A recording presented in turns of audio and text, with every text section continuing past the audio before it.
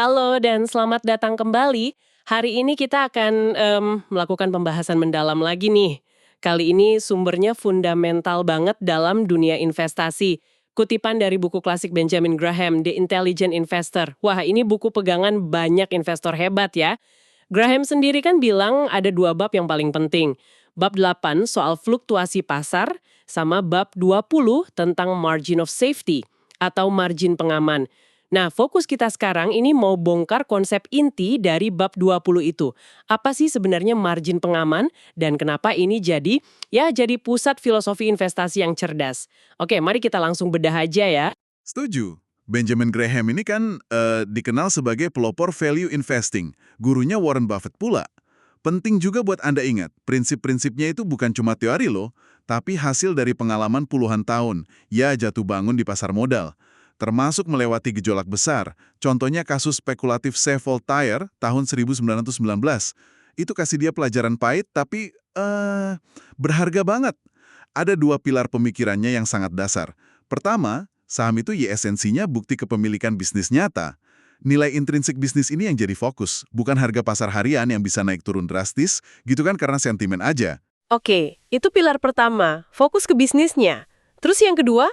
Nah, pilar kedua itu soal memahami sifat pasar modal itu sendiri. Graham lihat pasar itu kayak pendulum, terus berayun gitu. Kadang ke arah optimisme yang ya berlebihan, bikin harga aset kemahalan, kadang malah ke arah pesimisme yang nggak berdasar. Harganya jadi murah banget. Investor cerdas, kata Graham, bukan peramal, tapi seorang realis. Dia manfaatin ayunan pendulum ini. Jual pas pasar lagi euforia ke orang-orang optimis. Beli pas pasar lagi panik dari orang-orang pesimis. Nah, si margin pengaman ini alat konseptual utamanya Graham. Buat bantu kita, para investor, menavigasi ayunan pasar tadi. Biar lebih aman dan rasional. Oke. Kalau gitu, ayo langsung ke intinya nih. Definisi persisnya margin of safety atau margin pengaman menurut Graham itu gimana? Jadi Graham mendefinisikan operasi investasi, nah ini penting ya, investasi, bukan spekulasi sebagai operasi yang setelah melalui analisis mendalam, menjanjikan keamanan pokok investasi, safety of principle, dan pengembalian yang memadai, adequate return. Coba perhatikan, ada 3 elemen penting di sini untuk Anda. 1, harus ada analisis mendalam, bukan tebak-tebakan. 2, tujuannya melindungi modal awal dari kerugian serius.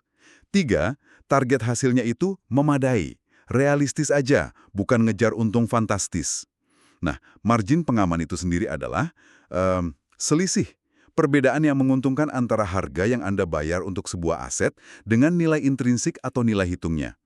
Fungsinya persis kayak bantalan atau penyanggala, buat nyerap dampak kalau analisis kita, ternyata ada yang keliru. Atau kalau ada kejadian tak terduga, ingin imbal hasil laba atau earnings yield dari saham sama bunga obligasi. Pas dia nulis edisi sebelumnya, tahun 65, saham rata-rata kasih earnings yield sekitar 9%, sementara obligasi bagus cuma kasih bunga 4,5%. Artinya apa? Ada margin pengamat lebih dari 100% buat investor saham waktu itu. Besar ya? Tapi lihat perubahannya pas dia revisi buku ini tahun 72. Situasinya berbalik total. Earnings yield saham populer anjlok drastis, bahkan sering lebih rendah dari bunga obligasi yang malah naik. Margin pengaman buat investor saham waktu itu, praktis ya, hilang, bahkan negatif. Ini nunjukin poin krusial. Harga yang Anda bayar itu nentuin ada nggaknya margin pengaman. Tanpa margin cukup, ya Anda investasi tanpa bantalan. Oke. Lalu gimana nih kita menerjemahkan konsep margin pengaman ini ke tindakan nyata?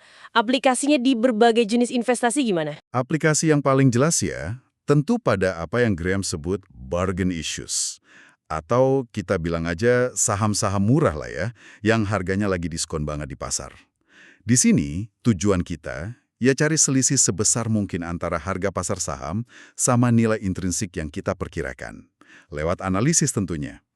Contoh klasiknya nih, dan ini salah satu strategi favorit Graham, adalah cari saham perusahaan yang harga pasarnya bahkan lebih rendah dari nilai modal kerja bersih atau net current asset value-nya. Sederhananya, net current asset value itu kan total aset lancar, kas, piutang, persediaan, dikurangi semua utangnya. Jangka pendek, jangka panjang, semua dikurangin.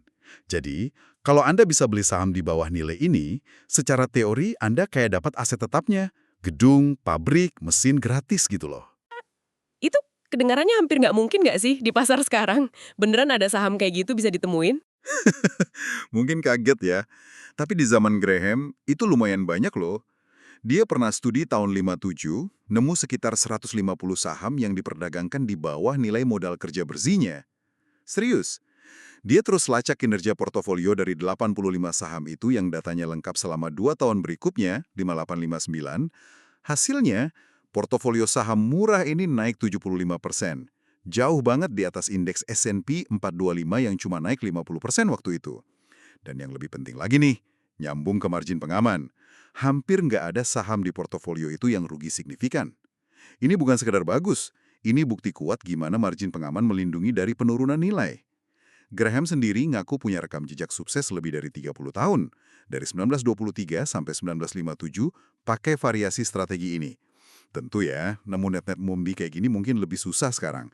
Tapi prinsip cari diskon besar terhadap nilai intrinsik itu tetap relevan banget. Oke, itu tadi buat saham murah yang asetnya jelas ya. Tapi gimana dengan saham pertumbuhan? Growth stocks gitu. Valuasinya kan sering udah tinggi banget tuh. Jauh di atas nilai asetnya. Di mana margin pengamannya kalau gitu? Pertanyaan bagus. Karena ini memang area yang lebih rumit. Pembeli saham pertumbuhan itu kan intinya bertaruh pada potensi laba di masa depan yang diharapkan tumbuh jauh lebih cepat dari rata-rata historis atau rata-rata pasar lah. Secara teori, margin pengaman masih bisa diterapin di sini. Tapi syaratnya lebih ketat. Pertama, perhitungan atau proyeksi pertumbuhan laba ke depan itu harus dibuat konservatif. Hati-hati banget. Bukan pakai skenario paling optimis. Kedua, bahkan setelah pakai proyeksi konservatif itu, hasil hitungan nilai intrinsiknya harus tetap nunjukin margin keuntungan yang ya memuaskan lah dibanding harga pasar yang harus dibayar sekarang. Tapi bukannya memproyeksikan masa depan itu sendiri udah berisiko banget ya? Kayak nebak cuaca buat beberapa tahun ke depan gitu rasanya. Tepat sekali. Dan inilah eh, ironi atau paradoks yang disorot Graham. Teknik valuasi matematis yang paling canggih itu seringkali justru paling banyak dipakai di area investasi yang paling nggak pasti, paling spekulatif, yaitu saham pertumbuhan. Logikanya gini, semakin valuasi bergantung pada ekspektasi kejadian di masa depan yang jauh, ya semakin besar potensinya buat meleset dan bikin kecewa. Risiko terbesarnya adalah investor bayar harga terlalu mahal Kemahalan? karena kebawa arus optimisme berlebihan soal prospek pertumbuhan ke depan. Akibatnya, nggak ada bantalan keamanan sama sekali kalau ternyata pertumbuhannya meleset, bahkan meleset dikit aja bisa bahaya. Sejarah kan penuh contoh, dari euforia saham teknologi era .com kayak Intel atau EMC yang harganya anjlok pas ekspektasi pasar nggak tercapai sedikit aja. Sampai kasus perusahaan besar kayak IBM atau Xerox di zaman Graham sendiri yang pernah dinilai ketinggian. Oke. Lalu kalau aset lain kayak obligasi, apa konsep margin pengaman ini relevan juga di situ? Sangat relevan, meskipun mungkin bentuknya sedikit beda ya. Di obligasi, margin pengaman itu lebih ke kualitas kredit si penerbit obligasinya. Graham secara eksplisit ingetin investor jangan gampang tergoda beli obligasi peringkat rendah. Dia nyebutnya second grade, cuma demi kupon yang sedikit lebih tinggi. Kenapa? Ya karena resiko gagal bayarnya secara inheren lebih besar. Beli obligasi berisiko tinggi kayak gitu, menurut Graham, cuma bisa dibenarkan kalau pas harganya lagi diskon banget, jauh di bawah nilai par. Jadi ada potensi untung modal, capital gain yang lumayan buat ngimbangin resikonya. Bukan cuma selisih kupon tipis. Sebaliknya, obligasi berkualitas tinggi dari entitas yang fundamentalnya kuat, yang memenuhi standar keamanan ketat, ini bisa dilihat dari rasio utang ke ekuitas yang sehat, atau rasio cakupan bunga, interest coverage ratio, yang kuat berdasarkan kinerja masa lalu. Nah, obligasi kayak gini cenderung jauh lebih tahan banting kalau ada guncangan ekonomi. Disitulah letak margin pengamannya. di kekuatan fundamental sama rekam jejak si penerbit. Oke, jadi benang merahnya selalu mastiin ada bantalan keamanan ya, entah dari selisih harga sama nilai di saham murah, atau dari proyeksi konservatif di saham pertumbuhan, atau dari kualitas fundamental yang solid di obligasi, begitu? Tepat sekali. Bentuknya bisa beda-beda tergantung asetnya, tergantung analisisnya. Tapi prinsip dasarnya konsisten. Harus ada ruang penyangga yang cukup buat melindungi modal pokok Anda dari kemungkinan terburuk. Nah, sekarang kita juga sering dengar soal pentingnya diversifikasi kan dalam investasi. Gimana hubungan margin pengaman sama diversifikasi? Saling dukung atau gimana? Saling dukung. Keduanya itu mitra. Saling melengkapi, bukan bertentangan. Melakukan diversifikasi, nyebar investasi ke berbagai saham, obligasi, atau aset lain, itu sebenarnya secara implisit mengakui pentingnya prinsip margin pengaman loh. Graham punya analogi menarik pakai permainan roulette.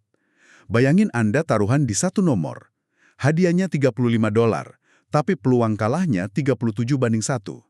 Ini jelas taruhan dengan ekspektasi matematis negatif. Margin negatif lah istilahnya. Kalau situasinya begini, diversifikasi taruhan di banyak nomor sekaligus malah cuma mempercepat kerugian Anda secara statistik. Tapi bayangin kalau kasino ubah aturan. Hadiahnya jadi $39 buat tebakan nomor yang benar, peluang kalah tetap 37/1. Nah, sekarang tiap taruhan individu punya margin positif kecil. Dalam skenario ini, semakin banyak nomor beda yang Anda pertaruhkan, diversifikasi, semakin besar kemungkinan Anda keluar sebagai pemenang secara keseluruhan. Analogi ini berlaku di investasi. Diversifikasi itu efektif karena kita asumsi bahwa tiap instrumen individual yang kita masukin portofolio itu udah dibeli dengan margin pengaman. Diversifikasi lalu bantu ngurangin dampak negatif kalau ternyata margin pengaman di satu atau beberapa investasi kita gagal berfungsi, gara-gara hitungan meleset atau kejadian tak terduga yang spesifik ke investasi itu. Keberadaan margin pengaman ini sebagai garis pemisah utama ya, antara investasi sejati sama spekulasi. Benar gitu. Benar sekali. Coba kita balik lagi ke definisi awal operasi investasi menurut Graham. Harus didasarkan pada analisis mendalam yang menjanjikan keamanan pokok dan pengembalian memadai. Kunci dari janji itu ya adanya margin pengaman yang bisa diidentifikasi dan diukur secara rasional lewat analisis fundamental tadi. Operasi spekulatif, sebaliknya, nggak punya dasar margin pengaman yang kuat hasil analisis. Seringnya, cuma didorong harapan harga naik, rumor, atau ikut-ikutan tren pasar aja. Ini bukan berarti investasi yang ada margin pengamannya jadi bebas risiko sama sekali ya. Nggak ada investasi yang 100% bebas risiko. Tapi dalam operasi investasi yang sejati, potensi keuntungan yang diharapkan secara rasional berdasarkan data dan analisis harusnya jauh lebih besar dari potensi kerugian yang mungkin terjadi.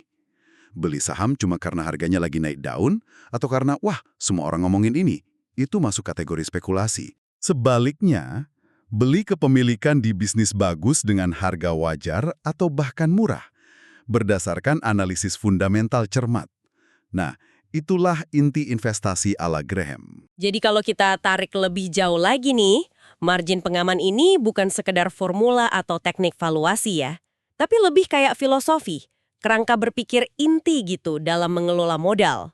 Persis, ini soal membangun pendekatan yang disiplin, berbasis logika dan bukti, dan fokus kuat pada pengelolaan risiko.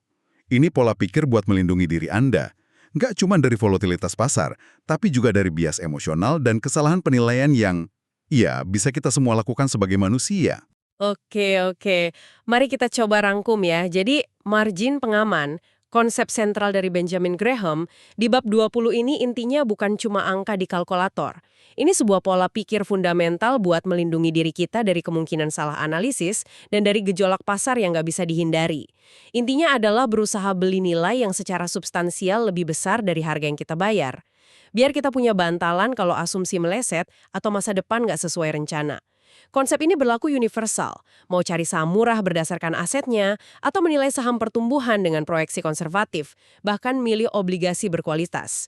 Dan selalu ingat kata bijak Graham, mencapai hasil investasi yang memuaskan itu sebenarnya lebih mudah dari yang disadari kebanyakan orang. Tapi mencapai hasil yang superior itu jauh lebih sulit dari kelihatannya.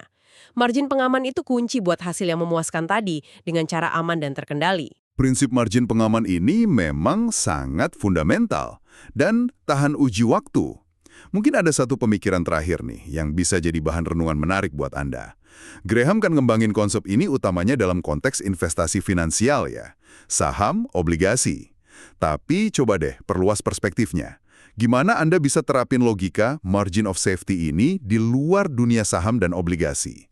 Gimana Anda bisa aplikasikan ini dalam keputusan-keputusan penting lain dalam hidup Anda, yang juga penuh ketidakpastian dan punya potensi kerugian atau penyesalan signifikan?